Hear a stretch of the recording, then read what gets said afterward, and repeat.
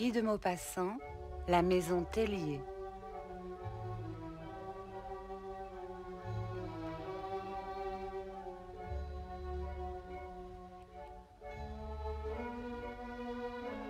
On allait là chaque soir vers 11 heures, comme au café, simplement.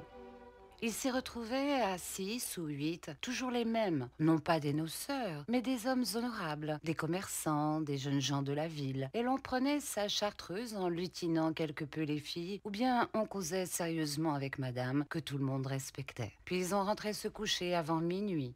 Les jeunes gens, quelquefois, restaient. La maison était familiale, toute petite, peinte en jaune, à l'encoignure d'une rue derrière l'église Saint-Étienne. Et par les fenêtres, on apercevait le bassin plein de navires qu'on déchargeait, le grand marais salant appelé la Retenue, et derrière, la côte de la Vierge avec sa vieille chapelle toute grise. Madame, issue d'une bonne famille de paysans du département de l'Eure, avait accepté cette profession absolument comme elle serait devenue modiste ou lingère. Le préjugé du déshonneur attaché à la prostitution, si violent et si vivace dans les villes, n'existe pas dans la campagne normande.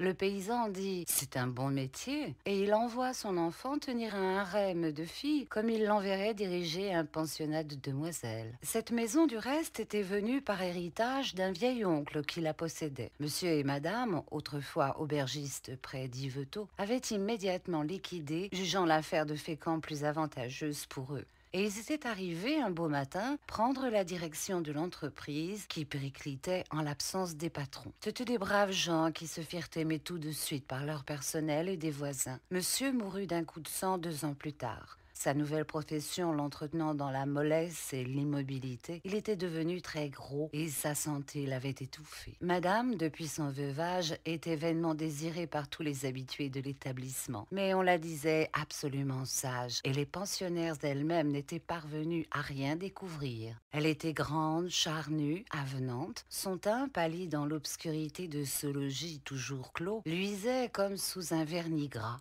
Une mince garniture de cheveux follets, faux et frisés, entourait son front et lui donnait un aspect juvénile qui jurait avec la maturité de ses formes. Invariablement gaie et la figure ouverte, elle plaisantait volontiers avec une nuance de retenue que ses occupations nouvelles n'avaient pas encore pu lui faire perdre. Les gros mots la choquaient toujours un peu. Et quand un garçon mal élevé appelait de son nom propre l'établissement qu'elle dirigeait, elle se fâchait, révoltée. Enfin, elle avait l'âme délicate, et bien que traitant ses femmes en amies, elle répétait volontiers qu'elles n'étaient point du même panier. Parfois, durant la semaine, elle partait en voiture de louage avec une fraction de sa troupe.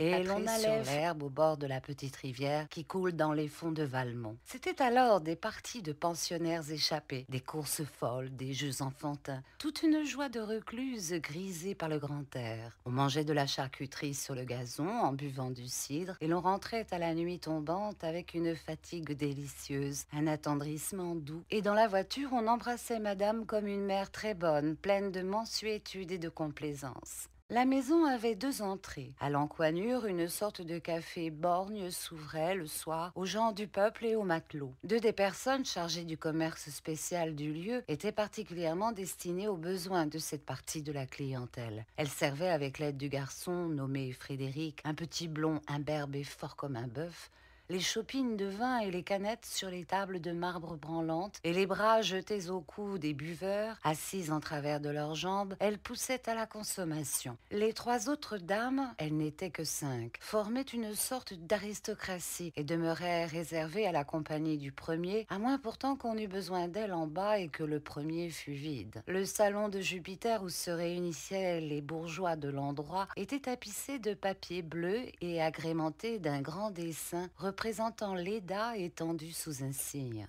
On parvenait dans ce lieu au moyen d'un escalier tournant, terminé par une porte étroite, humble d'apparence, donnant sur la rue, et au-dessus de laquelle brillait toute la nuit, derrière un treillage, une petite lanterne comme celle qu'on allume encore en certaines villes, au pied des madones encastrées dans les murs. Le bâtiment, humide et vieux, sentait légèrement le moisi.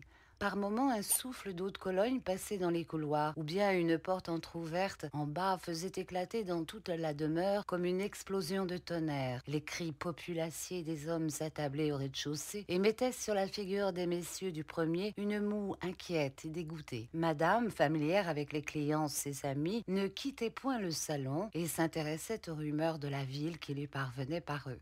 Sa conversation grave faisait diversion aux propos sans suite des trois femmes. Elle était comme un repos dans le badinage polisson des particuliers ventrus qui se livraient chaque soir à cette débauche honnête et médiocre de boire un verre de liqueur en compagnie de filles publiques. Les trois dames du premier s'appelaient Fernande, Raphaël et Rosa Larosse. Le personnel étant restreint, on avait tâché que chacune d'elles fût comme un échantillon, un résumé de type féminin, afin que tout consommateur pût trouver là, à peu près du moins, la réalisation de son idéal. Fernande représentait la belle blonde, très grande, presque obèse, molle fille des champs, dont les taches de rousseur se refusaient à disparaître, et dont la chevelure filasse, écourtée, claire et sans couleur, pareille à du chanvre peigné, lui couvrait insuffisamment le crâne. Raphaël, une Marseillaise, aux roulures des ports de mer, jouait le rôle indispensable de la belle juive, maigre avec des pommettes saillantes plâtrées de rouge. Ses cheveux noirs, lustrés à la moelle de bœuf, formaient des crochets sur ses tempes. Ses yeux eussent paru beaux si le droit n'avait pas été marqué d'une raie.